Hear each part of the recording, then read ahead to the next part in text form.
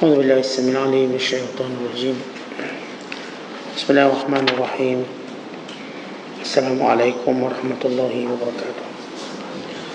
الحمد لله رب العالمين، والعاقبة للمتقين ولا عدوان إلا على الظالمين.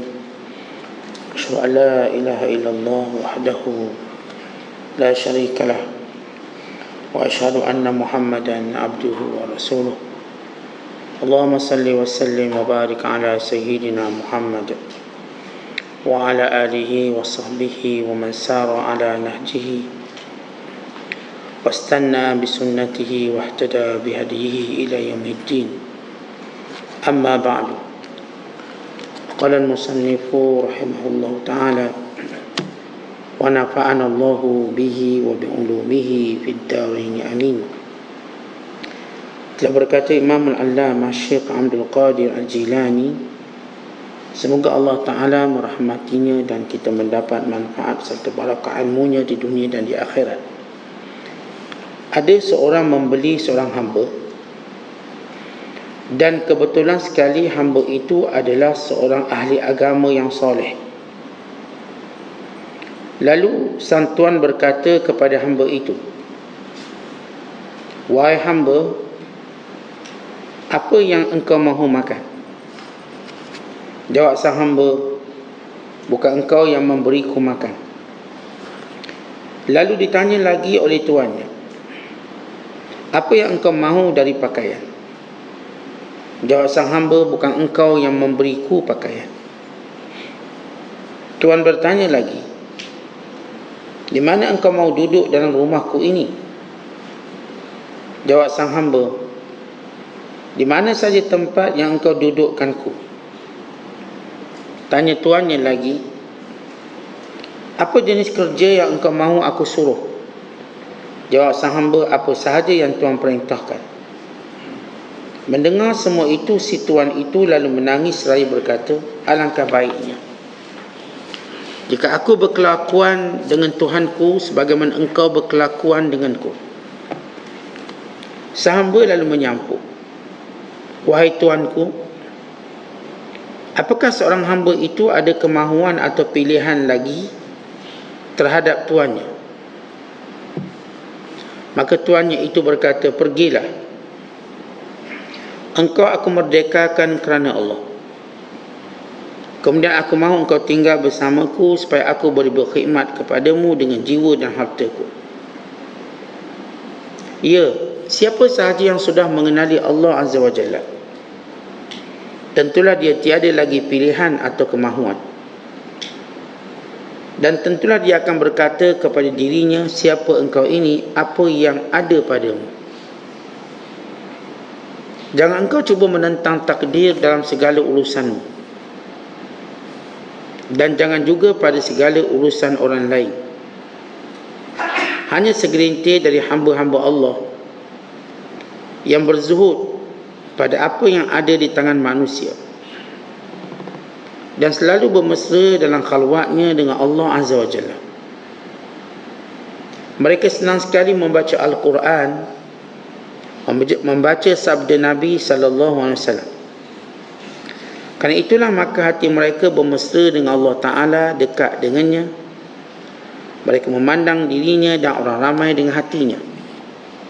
Hati mereka sudah bersih suci, dan tiada apapun yang tersembunyi bagi mereka terhadap apa yang berlaku pada diri kamu. Mereka mendedahkan apa yang terlintas di hati kamu dan memberitahu kamu apa yang ada dalam rumah kamu. Celaka engkau, pakailah akalmu. Jangan kamu cuba menentang kaum ini lantaran kejahilan kamu. Baru sahaja engkau lulus dari sekolah kampung, engkau mahu menunjukkan kepintaran berbicara kepada orang ramai. Ini adalah suatu perkara yang mesti terlebih dahulu meneguhkan yang zahir dan yang batin. Kemudian barulah tidak perlu lagi kepada yang lain. Dan hal ini perlu berlaku setelah melalui dua perkara yang darurat ini, yang penting ini. Yang pertama, sudah tiada lagi orang yang boleh berbicara di negerimu selain engkau sahaja. maka barulah boleh engkau berbicara kepada orang ramai kerana darurat. Yang kedua, bahawa engkau dipinta orang berbicara dengan diyakini oleh hatimu, maka ketika itu engkau akan menaiki makam ini untuk mengembalikan manusia ke jalan Allah Ta'ala. Celaka engkau mengaku dirimu seorang sufi bersih, padahal semua dirimu adalah kotor. Orang sufi ialah siapa yang bersih batin dan zahirnya dengan mematuhi kitabullah dan sunnah Rasulullah sallallahu alaihi wasallam. Setiap bertambah kebersihan hatinya, keluarlah dia dari daerah lautan kewujudannya, dan dia membiarkan kemahuannya, pilihannya dan kehendaknya dikendalikan oleh hatinya yang sudah bersih itu. Muslimin dan muslimat sedang penonton yang dirahmati Allah sekalian, Syekh Abdul Qadir bawa satu kisah yang menjadi pengajaran untuk kita semua. Kisahnya bila ada seorang lelaki, dia membeli seorang hamba yang soleh, hamba yang baik agamanya. Maka bila mana dia membeli hambanya, maka dia pun tanya, nak makan apa? Maka si hamba dengan keyakinannya berkata, yang memberiku makan ialah Allah. Maka tak perlu tanya lah. Kalau ditanya lagi, apakah pakaian yang kamu nak? Maka dia kata, yang memberi pakaianku ialah Allah. Kemudian ditanya, kat rumah ni kamu nak duduk kat mana? Bilik atas, bilik bawah dan sebagainya. Dia kata, di mana sahaja engkau letak, maka aku rela. Maka ditanya kepadanya juga, apakah pekerjaan yang kau akan buat, kau boleh buat? Maka dia kata, apa sahaja yang kau suruh. Lalu tuan ini menangis dan berkata, alangkah baiknya kalau aku dalam hubunganku dengan Allah sebagaimana hubungan kamu dengan aku, yakni patuh dan taat. Baik, kisah ini simple, ringkas, tapi bagi orang yang punya akal dan hati, ia amat mendalam. Bila hamba ni datang yang dalam keadaan dia dah berpakaian dan dia pun dah kenyang, maka sewaktu ditanya nak makan apa, dia kata, bukan kau beri makan dengan maksud aku tidak perlukan makanan kerana sudah cukup apa yang sudah aku peroleh. Dah ada dah, dah kenyang dah. Kalau ditanya nak baju apa, nak pakaian apa, maka dia sudah punya pakaian, dia dah redha dengan pakaian ini dan dia tidak mahu lebihan. Maka sebab itu dia kata, Allah telah memberiku pakaian dan bukan engkau yang memberiku pakaian. Dan sewaktu ditanya nak duduk kat mana, maka dia kata, tempat yang mana kau letakkan aku. Adapun pertanyaan makan dan minum, itu urusan peribadi, makan dan minum. Adapun pertanyaan tentang tempat tinggal, itu muamalah antara makhluk dengan makhluk. Sebab rumah ini milik dia, maka bila ditanya nak duduk mana, apa yang dikehendaki oleh kamu. Sebagaimana pada tetamu, kalau kita lihat adab bertamu dalam Islam, tetamu dia akan duduk di mana tuan rumah suruh duduk. Dia tidak boleh duduk di tempat yang tuan rumah tak bagi dia duduk. Sebab itu seorang tetamu yang baik, dia akan tanya, saya nak duduk kat mana. Maka dia akan, kerana tuan rumah tahu pandangan tetamu ni perlu arah ke mana. Dia kalau boleh tak nak pandangan tetamu arah ke dapur, yang mungkin melihat keluarganya sedang menyiapkan urusan itu dan ini, atau melihat tempat yang dia tidak mahu dilihat oleh tetamunya. Maka tetamu yang baik, dia akan tunggu arahan daripada tuan rumah nak duduk kat mana, atau dia bertanya di mana saya boleh duduk. Maka dia beri kat arah, maka dia duduk. Kalau bab makan dan minum dan juga pakaian, maka ini urusan peribadi seorang tadi. Maka hamba tadi telah menunjukkan sifat qanaah, dan dia ada pakaian, buat apa pakaian lain, dan dia pun tak perlukan makanan, maka tak perlu dia menyebut apa perlu dimakan. Tapi bila sebut duduk kat mana, dia cakap di mana kau suruh. Kan ini muamalah dengan hamba. Dan bila ditanya kerja apa yang kamu boleh buat, Maka dia pun faham seorang hamba tidak boleh memilih kerja. Maka bila tak boleh kerja, maka dia kata, apa yang kau suruh, maka itu yang aku kerjakan. Di sinilah pembeli hamba ni faham satu perkara. Dalam kehidupan kita, kita banyak melawan arus. Bukan kita cerita arus manusia, tapi arus Tuhan. Melawan arus manusia mungkin memberikan kepada kita banyak kebaikan. Kita tak ikut, dia ni kebiasaan manusia buat. Orang lain travel hari Khamis, Jumaat, kita travel hari Senin. Kita buat lain pada lain. Kita berlawan arus. Orang lain menghala sana, kita menghala sini. Maka banyak kebaikan. Tetapi melawan arus Tuhan tidak pernah ada kebaikan. Maka Syekh Abdul Qadir dibawa cerita ni untuk kita faham sesuatu dalam kehidupan kita. Apa yang dinamakan sebagai takdir dan perintah Allah Subhanahu Wa Taala. Siapa pun yang tidak mau menerima takdir Allah, dia sedang melawan arus. Arus yang ditetapkan oleh Allah. Maka dia akan dihukum satu persatu dan diazab satu persatu. Dan siapa pun yang tidak mau mengikut perintah Allah, meninggalkan larangannya, maka dia sedang melawan arus. Melawan arus Allah yang begitu hebat ini tidak akan memenangkan sesiapa pun. Sejarah telah menunjukkan tiada yang menang orang yang melawan arus Allah. Kalau saya katakan kita lawan arus manusia, okey, lawan kebiasaan manusia. Manusia buat macam ni, kita pun buat macam ni, melawan arus. Kalaupun salah, mungkin dah salah sikit je lah. Tapi bila melawan arus Allah yang berupa perintah dan larangan serta takdirnya, maka kita akan melihat akibat dalam kehidupan kita.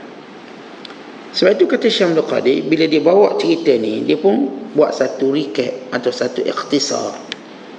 Siapa yang kenal Allah, siapa pun yang kenal Allah, maka tiada lagi pilihan atau kemahuannya.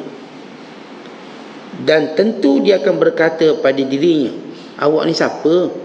Apa yang ada pada kita? Baik, kita hidup dengan takdir Allah. Atas makna takdir Allah terkumpul perintah dan larangan. Maka takdir Allah Ta'ala untuk kita fahami dengan mudah, ia berupa perintah dan larangan. Kalau kita dapat sesuatu yang kita tak suka, maka datang perintah kata sabar, maka itulah perintah Allah Ta'ala.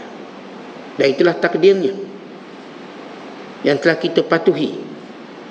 Bila Allah Ta'ala suruh kita buat sesuatu, sembahyang, puasa, itulah dia takdir Allah pada kita. Lalu kita cuba melawannya, tak nak buat. Kerana perintah dan larangan ini merupakan sebahagian daripada takdir Allah pada manusia. Siapa pun yang namanya manusia atau namanya mukallaf, kalangan jin sekalipun, maka dia akan terikat dengan perintah dan larangan.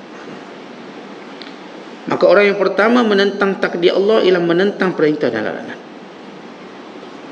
Dan yang kedua yang disebut menentang takdir Allah ialah orang yang tidak menerima apa yang telah Allah pilihkan atas kehidupan dia.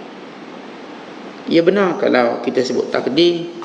Takdir ni kan perjalanan hidup kita, yang berupa suka duka, yang berupa kita mahu atau kita tidak mahu. Maka datang takdir terkait dengan jodoh, anak pinak, kejayaan, rezeki. Maka semua ini kita namakan ia takdir. Ia benar. Tapi kita perlu mengetahui dalam maksud takdir Allah, yakni apa yang Allah tetapkan dan apa yang Allah perintahkan. Maka sebarang orang yang cuba melanggar ketetapan Allah, perintah dan larangannya, maka dia telah melawan takdir Allah. Dia melawan takdir Allah. Contoh bila Allah Ta'ala meletakkan bagi manusia itu makan minum yang halal, maka dia lawan, tak nak. Saya tak nak terima takdir ini, hukum ini. Maka dia pun makanlah benda yang haram. Daripada rasuahnya, duit orangnya, dan makanan-makanan yang diharamkan. Maka dilihat bagaimana benda ini semua tidak lagi berfungsi dalam memberi kebahagiaan dia. Sebab itu dalam hadis Nabi kata apa? Innas sa'id liman jannabal fitan. Innas sa'id liman jannabal fitan. Innas sa'id liman jannabal fitan. Wa idza btuliya fasabara. Waliman ubtuliya fasabara. Rawahu Abu Dawud. Orang yang bahagia itu ialah orang yang menjauhi fitnah. Orang yang bahagia itu ialah orang yang menjauhi fitnah. Orang yang bahagia itu ialah orang yang menjauhi fitnah. Itu orang yang bila mana dia diuji, maka dia bersabar. Sama ada diuji dengan perintah, diuji dengan larangan, bahkan diuji dengan musibah, maka dia bersabar. Yang sabar dalam taat, maka dia orang bahagia. Yang sabar dalam meninggalkan maksiat, maka dia orang berjaya, sa'id. Yang bersabar dengan musibah, maka dia orang berjaya. Maka itu yang kita sebut tadi, takdir Allah. Merujuk kepada perintah Allah, larangan Allah, dan ujian-ujian yang Allah Ta'ala kenakan pada kita. Maka kunci kepada takdir ini terlebih dahulu ialah sabar. Siapa pun mendapat takdir Allah, yang disuka atau yang dia tak suka, yang diharap atau yang tak diharap, maka mukadimahnya ialah mesti dia sabar. Kerana tidak akan melihat hikmah melainkan orang yang sabar. Kita kadang-kadang tengok, kenapalah saya ni dapat anak perempuan je, tak ada anak lelaki. Bilalah isteri saya nak beranak seorang anak lelaki. Kalau kita terus mengeluh dan berharap sehingga melampaui sempadan sabar, maka jiwa kita makin merasa resah sebagai satu hukuman Allah. Kita kena tahu bila jiwa kita resah, jiwa tak tenang, maka itu hukuman Allah. Kan itu orang yang bijaksana, setiap kali datang keresahan jiwanya, maka dia mesti terus cari macam mana menenangkannya. Dia mesti. Kita dah ajar cara tenang pertama jiwa resah, mesti istighfar. Istighfar betul-betul. Kenapa jiwa saya resah sampai tak boleh tidur? Malam tak boleh tidur, duk fikir benda tu, fikir benda ni. Mari istighfar. Sampailah kita, alhamdulillah, boleh tidur. Dan bila jiwa kita resah, perkara kedua yang perlu kita buat ialah muhasabah. Muhasabah tentang apa? Dosa. Istighfar itu adalah ucapan spontan kita. Itu ucapan latah kita yang perlu ada. Latah yang baik. Orang panggil melatah. Apa pun astagfirullahaladzim. Melatah yang baik. Yang kedua mesti muhasabah. Cek ni resah ni datang sebab apa? Kerana pelanggan kurang datang resah. Tak cukup bayar bulan kedai, kereta, rumah. Baik, dalam tu ada kesilapan apa? Cek. Oh, kerana anak tak berjaya periksa, datang resah. Baik, cek dalam tu muhasabah. Apa dosa yang kita buat dalam di situ? Barangkali kita terlalu rasa sombong, kita berjaya, tiba tak berlaku. Dia ada, di situ ada teknikal kat situ. Atau yang kita resahkan, yang saya resahkan tentang adik-beradik saya. Adik-beradik saya ni balik raya tak pernah peduli ni. Datang resah tadi. Maka cek, apakah dosa yang ada dalam silaturahim tu? Kat mana ada? Cuba cek. Kalau yang menjadikan sebab kita resah ialah kerana masalah-masalah yang berkait dengan kehidupan kita, yang ada masalah dengan pasangan sebagai contoh, yang ada masalah dengan majikan, yang ada masalah dengan jiran, maka cek di dalam tu ada dosa kita buat, mesti ada. Cek, oh rupanya dalam saya dengan majikan mungkin ada kerja yang saya tidak melakukannya dengan baik, walau saya dibayar gaji dengan sempurna. Saya gaji ni sempurna dibayar, tapi kerja saya tak sempurna. Maka di situ kita baiki. Sebab istighfar saja tidak menghilangkan keresahan secara mutlak, tapi dia mesti muhasabah.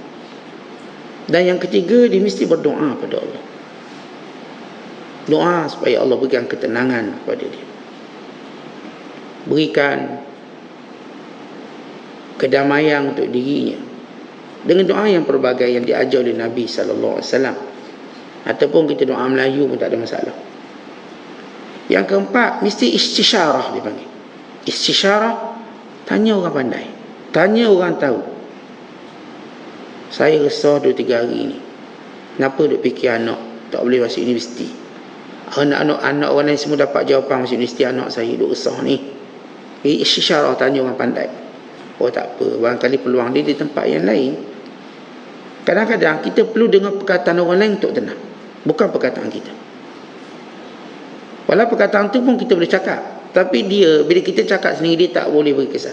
Orang lain cakap, tak apalah anak awak, mungkin peluang dia ada hal lain, perkara lain, mungkin Allah nak beri tempat lebih baik, tak mungkin juga Allah nak jadikan dia duduk dengan awak, jaga awak. Maka ini istisyarah. Setiap keresahan mesti diistisyarah. Sebab itu para sahabat, pada mereka susah hati, masalah macam-macam, maka mereka akan datang jumpa Rasul sebagai rujukan istisyarah. Ya Rasulullah, saya macam ni. Maka Rasulullah akan kata begini. Bila ketiadaan Nabi SAW, mereka datang jumpa para sahabat. Sahabat tu, sahabat ni yang ada keistimewaan masing-masing, tanya. Dan bila ketiadaan sahabat, mereka bertemu dengan para alim ulama, meluahkan dan mendengar butir pandangan. Sebab itu kata ulama, kita cerita dalam bab supaya kita dapat melalui takdir yang kita mampu terima.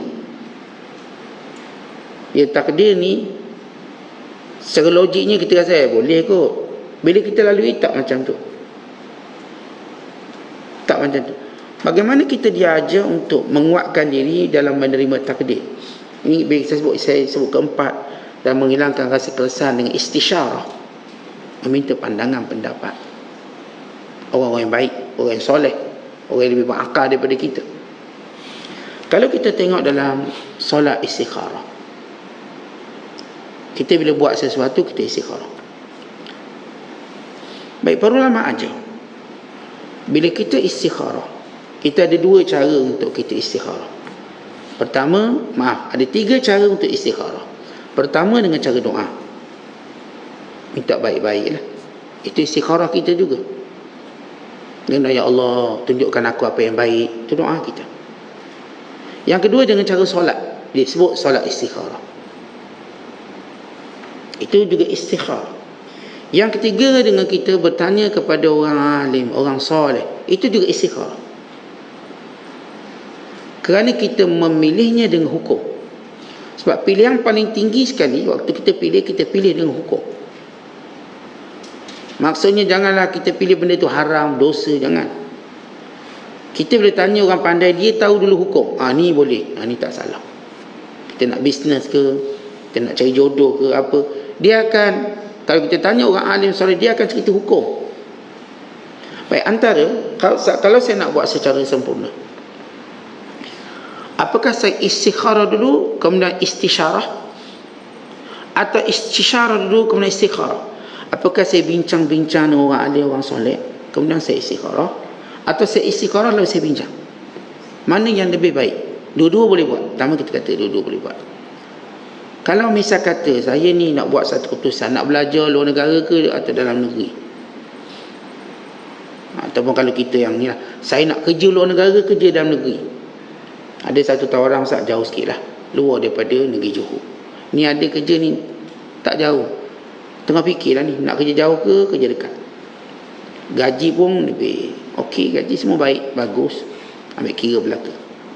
Baik, kita nak istikharah dulu ke nak minta pandangan dulu, pendapat, cara paling baik? Kata ulama, cara yang paling baik ialah istikharah kemudian minta pandangan. Kenapa? Bila kita istikharah, kita belum nampak jawapan. Tentang istikharah, saat ada istikharah tak nampak lagi, kerana jawapan itu ada pada kita bertanya pada orang lain, bukan pada mimpi yang kita harapkan atau rasa sesuatu. Sebenarnya bila kita istikharah, maka Allah pertemukan kita dengan orang betul dan terima nasihat. Saya dah istikharah nak kerja luar ke nak kerja dalam, saya pun jumpa seorang hamba Allah soleh, Dia bercakap dengan saya. Maka saya benar-benar terima hujah dia, kesan istikharah saya. Atau saya dengar, saya rasa sebaliknya, kerana istikharah saya tunjuk sebaliknya selepas mendengar istisyarah. So cara paling baik kalau tuan-tuan nak istikharah, saya rasa istikharah ni kita minta pilihan dari Allah. Bila minta pilihan dengan Allah, maksudnya perkara pertama yang menjadi kayu ukur kita hukum hakam, dosa, pahala, redha Allah. Itu memang kita ambil kira, itu nama istikharah. Sebab tu kita tak istikharah benda maksiat, sebab tu memang tak termasuk dah. Benda sebab kita nak redha Allah, sebab kita nak mematuhi hukum Allah. Kadang-kadang kita jahil terhadap hukum Allah, atau tidak kuat menghadapi hukum Allah. Hukum Allah ni kalau tak menyebelahi kita, itu berat tu. Kalau menyebelahi kita, ya saya okey. Kalau tak menyebelahi kita, ya kita bersalah, kita hukum Allah kata kamulah minta maaf, kamu salah, itu berat, agak berat. Tentang hukum Allah yang menyebelahi kita, tak ada masalah, orang buat boleh buat belaka. Orang boleh buat dengan mudah, kata ni hukum Allah ni kena ikut. Tapi bila hukum Allah menyalahi kehendak dia, itu yang masalah besar bagi ramai orang. Itu kalau mengaji tinggi, khatam kitab tasawuf tinggi pun boleh rebah, sebab hukum tadi tak menyebelahi dia. Sedangkan hukum ni, tuan-tuan sekalian, semuanya menyebelahi kita, cuma dia tidak menyebelahi hawa nafsu jahat kita. Semua hukum memang menyebelahi kita. Semua perintah Allah menyebelahi kita. Yang ini semua untuk kebaikan kita, bukan kebaikan orang lain, kita. Waktu Allah haramkan sesuatu bentuk pekerjaan, kita memang dah seronok kerja ni, itu untuk kebaikan kita. Tak, saya kerja dengan satu syarikat, dia ni buat tu, buat ni, semua syubhat. Ustaz kata tak boleh lah, kena berhenti. Oh ni tak menyebelahi saya. Ada tak fatwa kata boleh ni?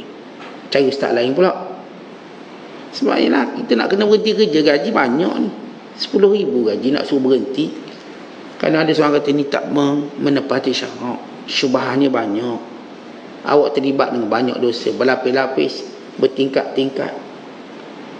Walaupun awak tak buat direct, awak dalam satu kandang, awak syubah, dia nak berhenti susah, carilah fatwa lain. Zahirnya nampak hukum tadi tak menyebelahi dia dan maslahat dia. Tidak, semua hukum Allah menyebelahi kita. Itu bila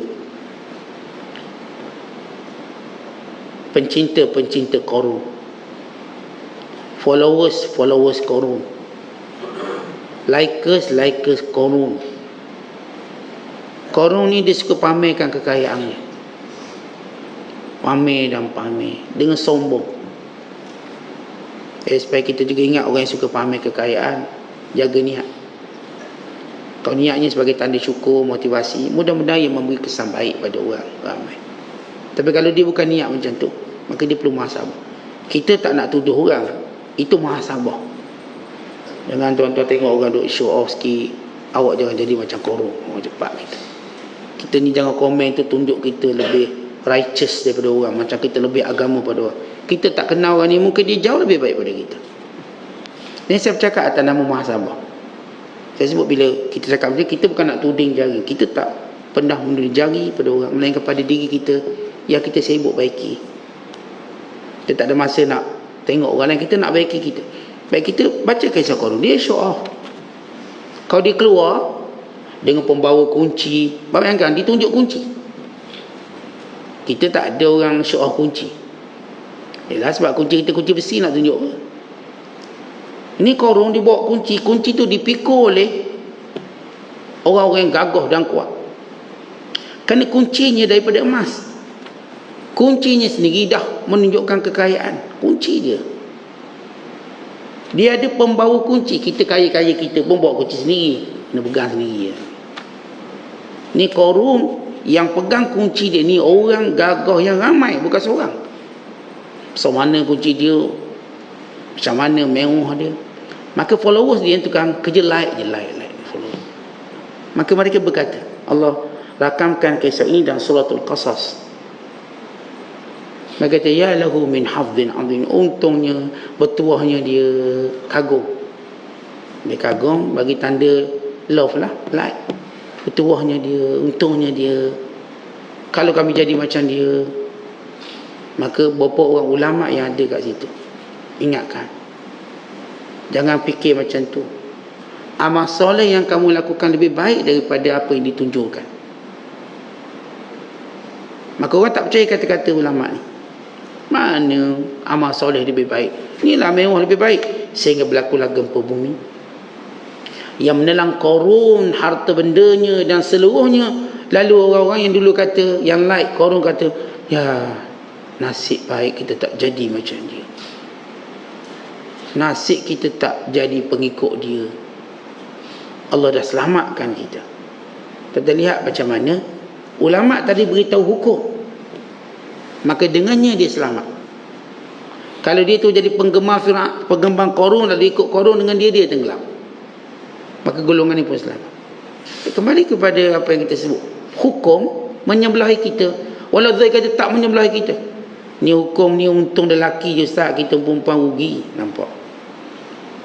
Ni hukum ni Ustaz untung perempuan je, kita lelaki macam rugi. Yelah, lelaki kena tanggung nafkah, macam untung perempuan lah.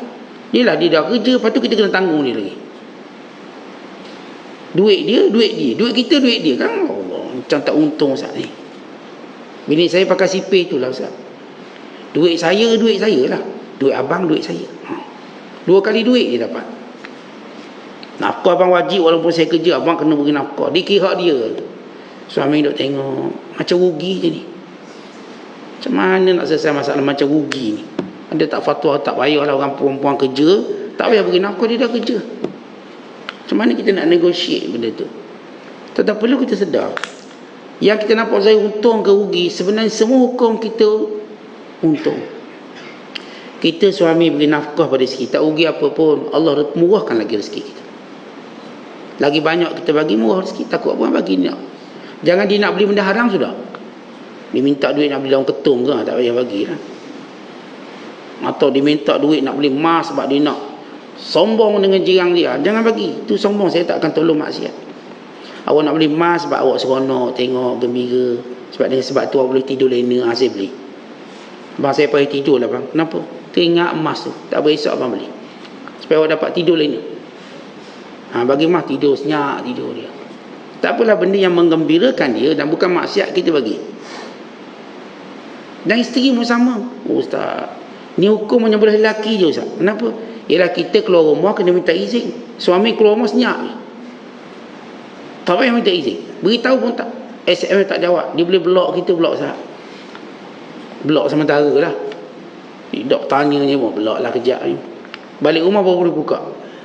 Abang block ke mana block? Tadi pun abang ada masalah. Misalnya, macam tak menyebelahi kita lah. Kita perempuan nak ke mana kena minta izin. Nak ke mana minta izin. Kadang saat saya nak pergi bilik air pun kena minta izin. Bang, nak pergi bilik air ni bang. Jangan, kata suami. Oh susah ni. Suami pula suka-suka dang dia. Dia nak keluar, dia keluar. Tak nak balik, dia tak nak balik. Ikut dia. Kita tak boleh hak bermalam, hak suami dah belajar hukum. Tapi suami boleh.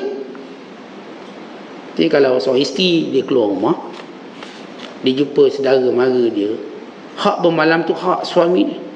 Kalau dia nak tidur, dia wajib minta izin. Itu kesepakatan ulama. Hak bermalam hak suami, hak malam. Maka si nampak macam tak untung. Kita dah kata setiap hukum menguntungkan kita. Tapi hawa nafsu kita bila duduk depan daripada akal kita dan duduk depan daripada wasangka baik kita pada Allah, sebab itu kita kata hukum ni tak menyokong kita. Semua hukum menyokong dan memberi kebaikan pada manusia sesuai dengan manusia itu sendiri. Yang lelaki ada hukum khas untuk dia, yang perempuan ada hukum khas untuk dia. Antara lelaki dan perempuan ada hukum yang sama antara keduanya. Sebab itu kalau kita setiap kali kita belajar fiqh dan sebagainya, ada benda khas untuk perempuan, khas untuk lelaki, ada yang dua-dua kena kongsi. Contoh, kita pergi haji, kita pun belajar haji ni mahzurat, larangan ihram. Ada larangan khas untuk perempuan, ada larangan khas untuk lelaki, ada larangan bagi kedua-dua belah pihak. Bagi lelaki tak boleh pakai pakaian menjahit, pakaian yang dijahit tak boleh. Kita pun pakailah kain ihram. Perempuan pula boleh pakai. Perempuan tak ada pantang dalam pakaian, pakailah. Nak pakai telekong Siti Khadijah, Siti Aisyah, Siti Maimunah, habis Siti, pakailah, tak ada masalah apa pun dia. Kita orang lelaki tak boleh kopiah, tak boleh pakai. Pakai kain ihram. Lalu berdebar kita pakai kain ihram, bimbang. Sebab semua benda pun tak boleh pakai ihram je. Itu orang mula-mula pakai kain ihram, semua cakap, Ustaz, saya bimbang terlucu, Ustaz. Duk bimbang terlucu. Saya bimbang tu bimbang. Tak apalah. Pakaian ni bukan lama awak pakai pun. Dan pakaian ni cuma belik waktu ihram je. Kalau balik Malaysia awak pakai, orang kata gila awak. Orang tak akan kata warak. Warak dia. Dia pergi solat subuh pun pakai kain ihram. Bukan tempat dia. Orang perempuan dia cuma tak boleh tutup muka dia. Dia tak boleh tutup muka. Dan tapak tangan dia. Itu je. Stocking dia boleh pakai, kasut boleh pakai. Semua jenama kasut boleh pakai. Kita boleh pakai selipar Jepun lah. Nampak semua jari. Perempuan tak payah. Sebab itu bukan larangan untuk dia. Larangan untuk kita. Itu bila pergi haji, lelaki semua tak risau. Perempuan semua lawa. Bila pakai selipar Jepun, nampak semua jari-jari tu. Pakai kain ihram tergantung macam gitu. Tapi hukum tu baik untuk kita lelaki. Dan perempuan hukum tu baik untuk dia.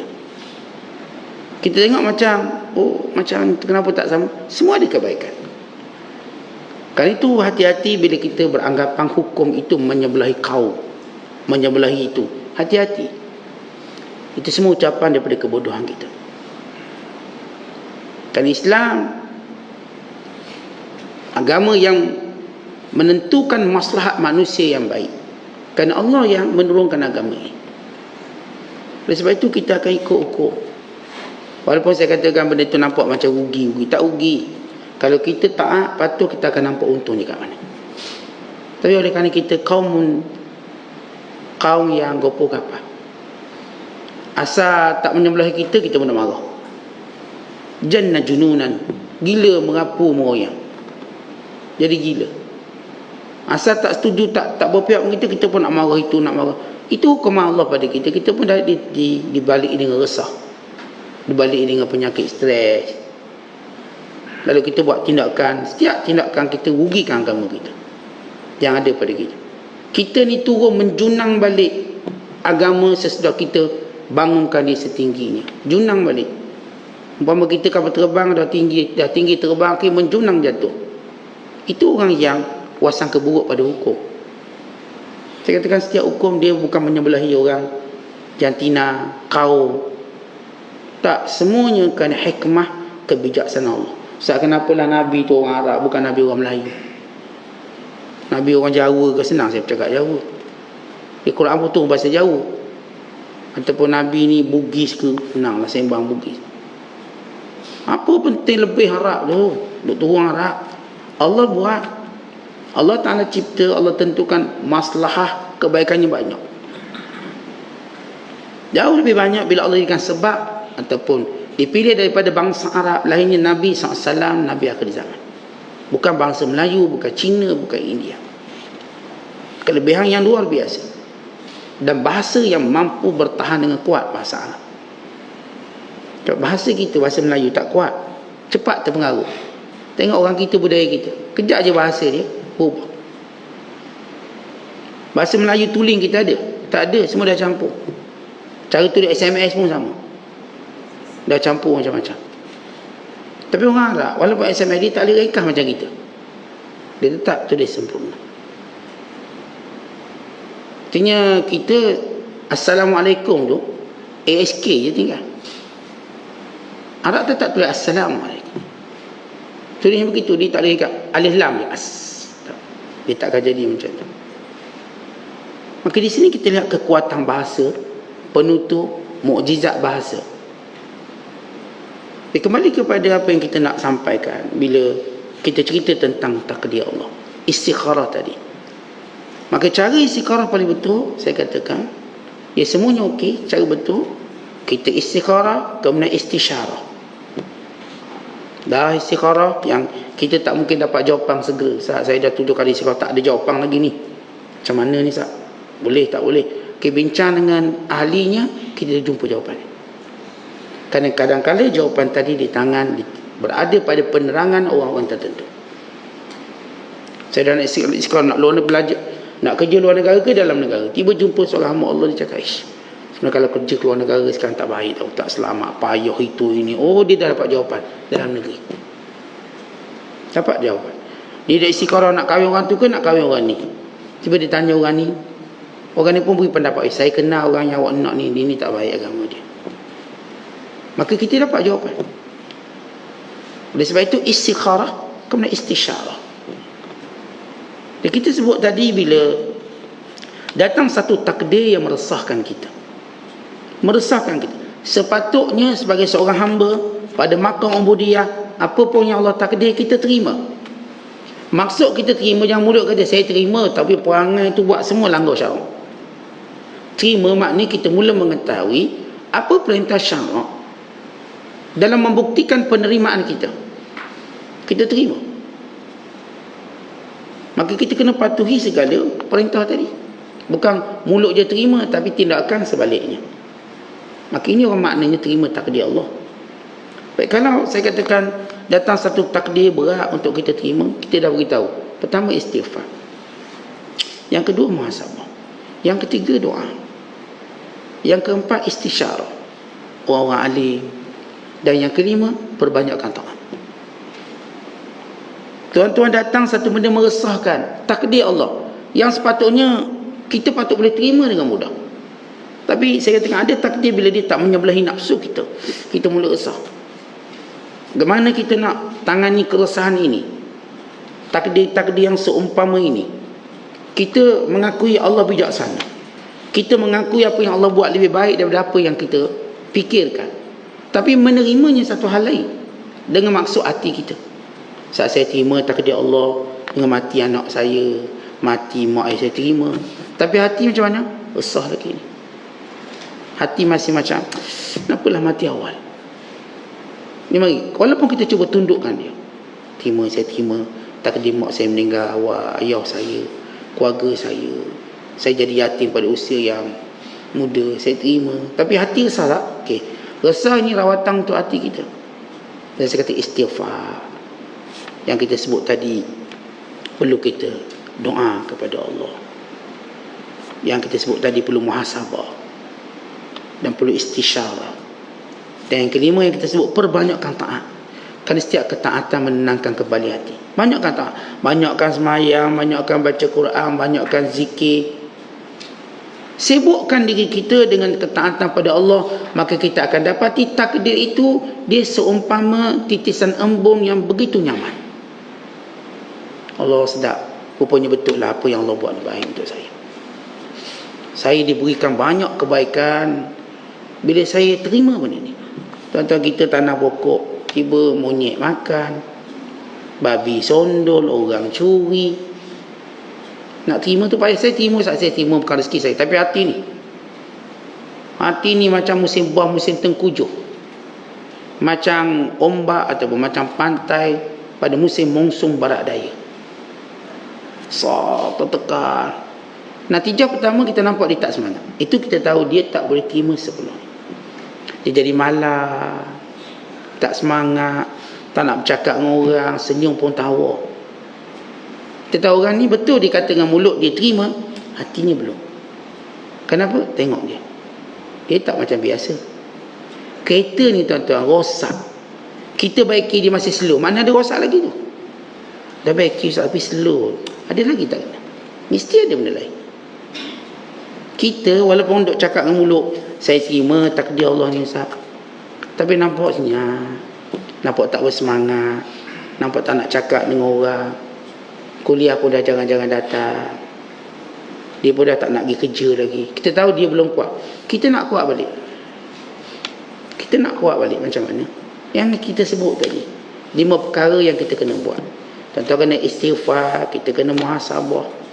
Kita kena berdoa kepada Allah SWT. Dan kita mesti, kita katakan, istisyarah. minta pandangan orang baik, nasihat orang baik-baik. Kemudian perbanyakkan taat, banyakkan sedekah balik, banyakkan qiyamul lail, zikir.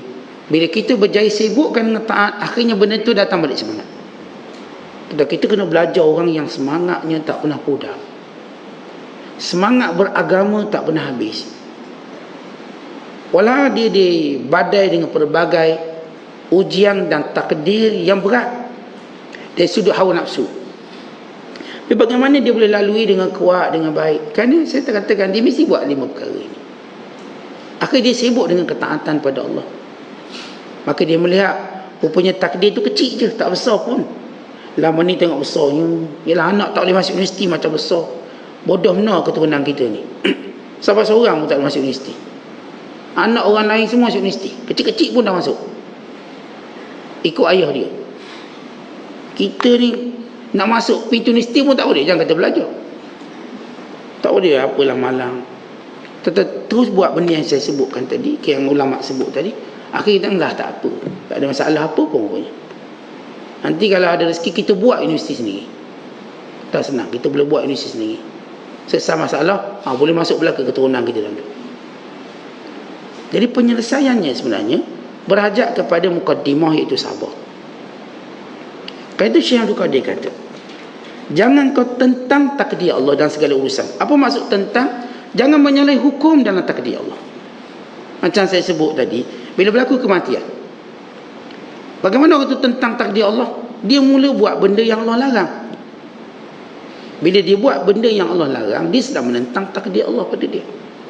Dia tampar pipi dia, dia koyak bajunya kerana menerima musibah kematian. Dia menjerit, dia melolong. Ini orang yang tidak menerima takdir Allah. Sebab itu jangan menentang takdir Allah. Berdatang satu takdir Allah, selusurilah hukumnya, fahamilah hukumnya. Apa hukum Allah pada kita? Emang hukum Allah yang saya katakan perlu berhajat pada istighfar, atau hukum yang berkait dengan kita perlu patuhi dia, halal haram dosa pahala. Dan kita baca kisah Imam Muhammad bin Sirin, kisah kebangkraban dia, bankrupt ulama. Ulama yang hebat, bijak berniaga, tapi mati bankrupt. Kisahnya bagaimana dia mati bankrupt. Maksud saya bankrupt niaga lah. Dia ni orang soleh, orang baik, Muhammad bin Sirin. Bila dia pinjam duit, banyaklah pinjaman. Kemudian dia pun beli minyak, nak jual minyak. Peniaga. Nak cerita ulama-ulama tu memang peniaga dia. Peniaga minyak, oil and gas lah kalau hari ni, tapi minyak masak. Tiba-tiba tikus masuk dalam minyak dan dijumpai pada satu daripada tong-tong minyak tadi. Lalu Muhammad Sirin kata, dah kaedah dalam hadis Nabi SAW, kalau tikus dia masuk tempat yang cair, in kana ma'ian fa'ahriku, maka kena buang semua sebab kotor. Kalau sekiranya dalam tempat yang beku, in kana jamidan, maka buang sekeliling dia je sudah. Ni tikus ni siap berenang kuat lentang lagi dalam minyak ni. Maka dia pun buang minyak tu. Tapi dia terfikir, barangkali tikus ni dia dah masuk semua tong ni. Tak tahu tikus ni pergerakan dia laju. Tikus dia gerak laju. Mungkin pandang kita tengok situ je, walau dia dah gerak banyak. Teman Ibn Sirin, partner dia kata, janganlah rugi kita jual, mana orang tahu. Tak boleh, memanglah tak ada orang tahu. Tapi ini hukum. Ini hukum. Dan najis ni, mana takkan nak jual benda najis ke orang. Tapi orang tak tahu. Dan Imam Muhammad bin Sirin mengambil sikap buang semua minyak ni. Sebab mungkin ni tempat ni kawasan tikus, dia dah masuk. Maka dia rugi, dia menanggung hutang banyak, dan dia tak dapat apa-apa untung. Minyak ni semua dicuakan. Tapi kenapa? Kerana dia memilih rugi secara dunia kerana ikut hukum Allah. Itu takdir Allah pada dia. Itu takdir Allah. Macam saya kata, kadang-kadang kita bisnes, adalah benda-benda syubhat, dan kita mesti buang benda ni, tak boleh. Kalau ikut untung, mana orang tahu. Tapi ingat, Allah kata jangan melawan takdir. Allah dah takdirkan ini bukan rezeki kamu. Maknanya bukan rezeki halal untuk kamu. Kalau kamu ambil juga ini rezeki haram, kamu akan diazab. Maka saya terima takdir Allah, ini bukan rezeki saya. Kita ambil lembu, tiba lembu mati. Kita baru nak berniaga lembu dah ni. Dah belas kat grup, siapa nak beli daging lembu sekilo RM35. Murah pada pasaran. Pasaran 45. Tulang pun kita jual murah-murah. Orang tulang kita jual RM30 je. Perut pun kita bagi percuma. Beli daging dapat perut percuma. Ni kita dah rancang. Tiba lembu yang kita ambil tu mati. Ni orang bukan tahu kita sembelih mati-mati pun. Lapar. Tu ni kita dah ber-4,000 ni. Beli 4,000. Nak jual. Tiba mati lembu ni. Ya, kalau orang yang melawan takdir Allah, dia sembelih. Atau dia tetap lapar. Dan dijual lagi. Dia senyap je. Kita tahu ni takdir Allah. Maka kita tak lawan takdir Allah. Hukumnya najis, saya tak akan jual benda najis. Maka saya rela rugi daripada melawan takdir Allah.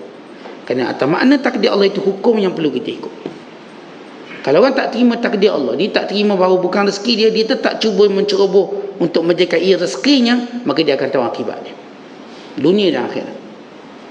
Sebab itu tuan-tuan, penting kita memahami makna menerima takdir Allah. Takdir Allah. Ada orang misalnya dia nak kahwin dengan seorang perempuan. Ibu perempuan tu dah kahwin dengan orang lain. Oh, dia tak boleh terima.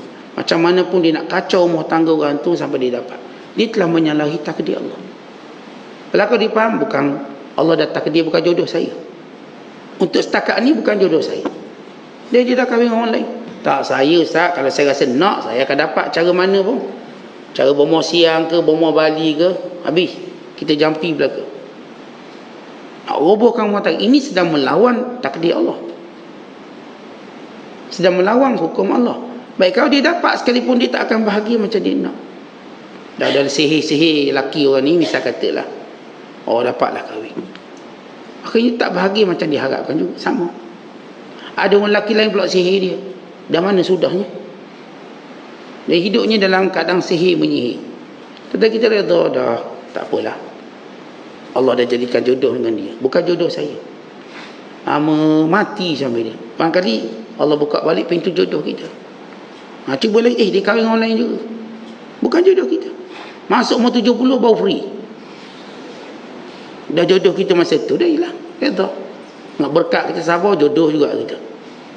Jadi sini kita memahami bila kita sebut menerima takdir Allah, artinya menurut hukumnya. Jangan mulut kata saya terima Ustaz, saya terima, tapi awal.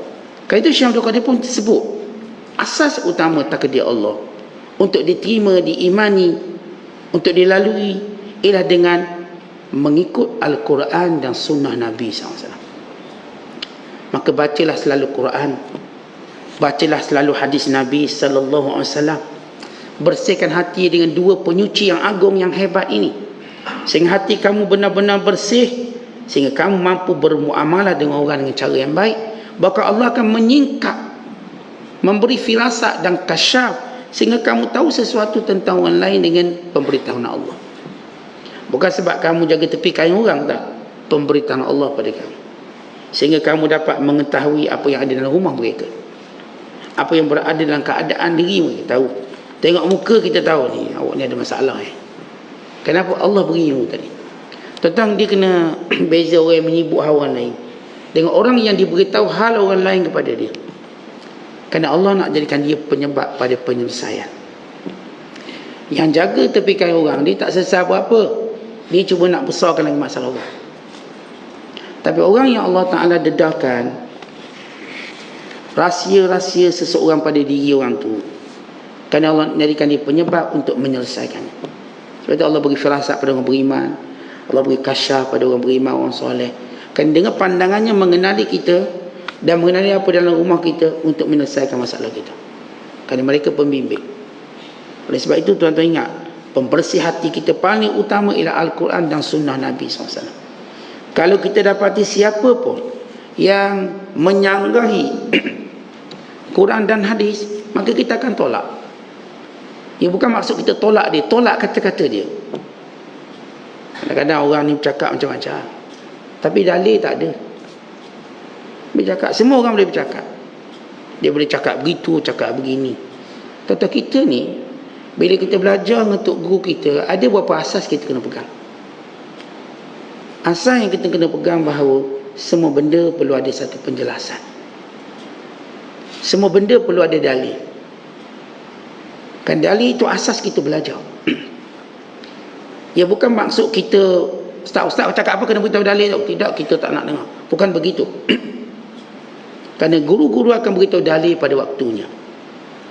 Bila ia menimbulkan suatu pertanyaan, maka dalil akan datang menjelaskan. Ini dalil dia. So, dalam keadaan tak ada pertanyaan apa, tak perlu pada dalil. Tenang, jalan. Tapi kadang-kadang tok guru kita cakap benda yang macam pelik, macam benda baru. Maka wajib ketika itu gurunya mendatangkan dalil bagi menghilangkan keresahan, wajib. Dan kadang tenang macam ni, maka tak perlu dalil apa-apalah. Benda-benda kita bercakap maklum, betul. Tapi kadang-kadang tiba-tiba tok guru bercakap sesuatu yang lain pada lain. Saya macam baru dengar ni ustaz, tak pernah pula dengar. Maka di situ seorang guru yang hebat, dia tak akan membiarkan muridnya kebingungan. Dia pun akan beritahu dalilnya begini. Kerana Rasulullah SAW bersabda sekian. Kerana Allah Ta'ala sebut sekian. Maka hilanglah dia punya keraguan. Seperti itu kewajiban guru. Guru ni jangan ingat atas standard guru, dia cakap ikut dang dia. Anak murid pun ikut dang telan. Ada benda yang merupakan sabkul lisan, silap itu, silap ini. Kerana kita manusia. Sebab mana pun kita namanya guru, kita pun ada silap. Di kulli alim zallah. Orang alim ada salah. Kadang-kadang salah tu ulama lain tolong tegur. Kadang-kadang salah tu ada anak murid sedar, betul ke ustaz? Maka dia ustaz nak tanya ni. Ustaz dia cakap macam ni, betul ke ustaz? Ya ke saya cakap? Saya pun tak ingat saya cakap. Misalnya. Maka tahulah kita mungkin dia tersilap. Kalau dia kata betul, saya cakap. Maka dalilnya dia pun beritahu dalil. Kita pun tenang dan kita pun boleh sebar benda yang ada dalil. Sebab itu apa pun tuan-tuan kita, di hadapan kita ialah Quran dan Sunnah. Yang kita masukkan Quran dan Sunnah bukanlah dengan pemahaman zahir, tapi dengan pemahaman ahlinya. Pemahaman ahli. Ustaz buat ni bertentang dengan hadis, cepat no. Lihat pemahaman hadis itu sendiri. Lihat huraian para ulama yang muktabar tentang hadis ni, apa maksudnya. Supaya kita jangan duk baca zahir hadis lepas tu nak lawan untuk guru kita. Kita cuma faham zahir hadis. Maksud sebenar, syarah sebenar tentang hadis tadi, maka perlu dijelaskan oleh ahlinya. Sebab tu kita ni ada ahli hadis, ahli tafsir, ahli fiqh. Sebab mereka ahli. Bila ahli tuan-tuan, dia ada penghuraian yang begitu berdisiplin. Bukan ikut suka kita ni bukan ahli, baca hadis 2-3 buah, lepas tu lawang hadis, bertentangan dengan hadis. Cepat awak ni bertentangan hadis. Barangkali awak baca satu pandangan mazhab yang kait dengan hadis ni, seolah-olah orang lain tak ada hadis, orang lain pun ada hadis juga. Tunggu penjelasan dia. Baik, kalau betul dia tak ada, maka baru betul, baru diterima. Sebab tu Syekh Abdul Qadir sebut, kebenaran itu nilainya ialah memahami kitabullah dan sunnah Nabi SAW. Kalau tak faham, kalau bertentangan, maka jangan dipeduli. Kita tak tolak orangnya baik, bagus, tapi tersilapnya itu yang kita tolak perkataannya. Sebab itu kata Imam Malik rahmatullahi alaih, waktu dia sedang mengajar, dia kata kullun yu'khadh aw yuqbal wa yuraddu qawlu. Setiap orang boleh diterima dan ditolak kata-katanya, melainkan penghuni kubur ini. Maka ditunjukkan kepada kubur Nabi SAW. Kalau Rasulullah cakap yang kata boleh betul, boleh tak, ini Rasulullah cakap. Sebab itu sebut hadis Nabi, dia cekmek. Tapi kalau orang cakap, saya cakap, sahabat-sahabat saya kan saja cakap, ada yang boleh diterima, ada yang tak boleh terima. Maka asal kita nak terima, tak boleh terima macam mana? Maka pemahaman Quran dan hadis Nabi SAW. Sebab kita bukan faham pun, tak ada tok guru lain yang akan tolong fahamkan kita. Itu yang kita mengaji tok guru ramai sikit. Tok guru ni kalau dia tersilap landasan, kita ada guru lain. Dia macam kita naik bas lah, bas ni rosak, ada bas lain boleh naik. Kereta api ni tergelincir, kereta api lain, dia tunggu sampai dia pulih, kita naik balik. Kapal terbang ni delay rosak, kapal terbang lain, cuma ubah jadual sikit lah. Biasa naik kapal terbang pukul 8, dah kena delay pukul 10 dah naik. Maka itu asas kita dalam mengambil ilmu. Dan setiap orang mungkin dia buat salah, mungkin dia silap cakap. Kata kita duk mengaji lama untuk guru kita, guru yang sudah pun ialah kalau statusnya profesor, masyayikh, kita dapati mereka pun ada silap. Tapi silap mereka tidak mengurangkan kehormatan kita. Kita hormat dia orang alim soleh. Tapi silap tu adalah. Maka mana kita tahu silap ni? Kan awak mengaji dia awak tahu macam ni, tok guru lain lah, tok guru lain tolong beritahu, tolong nasihat. Salah tu cara. Maka di situ kita lihat yang lebih baik, tanpa mengurangkan penghormatan kita pada dia. Taklah orang silap sikit kita dah bodoh-bodohkan dia. Bukan begitu cara kita. Setiap manusia, saya dah kata, mungkin ada silap, ada salah. Kaedah kita dah yang baik, yang menepati Quran Sunnah itu yang kita terima. Yang bertentangan dan sebagainya, maka kita pun tanya orang ahli yang lain. Dan kita berharap siapa pun yang bila mana dia cakap benda salah, maka dia memperbetulkan balik. Kalau benda tu memang jelas salah, dia kena perbetulkan. Dan ini ialah tawaduk dalam ilmu. Dan tawaduk tidak mengurangkan kemuliaan seorang guru. Bukan anak murid dia belajar satu sifat, tawaduk. Sebab itu Izzuddin bin Abdul Salam, bila dia salah bagi fatwa pagi hari, petang hari dia akan raung, fatwa pagi tadi salah, jangan ikut. Ini yang fatwa baru yang betul. Dan tiada aibnya, sebab kita sama-sama mencari redha Allah. Kita bukan nak cari redha makhluk, redha Allah. Ini asal penting dalam kita menerima takdir Allah. Ingat, takdir Allah perlu dituruti dengan kepahaman kita terhadap Quran dan Sunnah Nabi. Pula kita dianggap tidak melawan takdir, tidak melawan arus Allah. Tapi kalau kita cuma cakap takdir, terima mulut, terima, perbuatan kita melawan takdir, melawan hukum hakamnya, kita sebenarnya tak terima. Kita sebenarnya sedang menongkah arus. Bukan sekadar arus perdana, ini arus Allah Subhanahu Wa Taala. Maka terimalah takdir dengan hukum hakam, dengan perintah dan larangan, dengan doa, dengan muhasabah, dan dengan mendapat petunjuk setiap masa, kerana semua takdir Allah baik untuk kita. Wallahu a'lam. Assalamualaikum warahmatullahi wabarakatuh.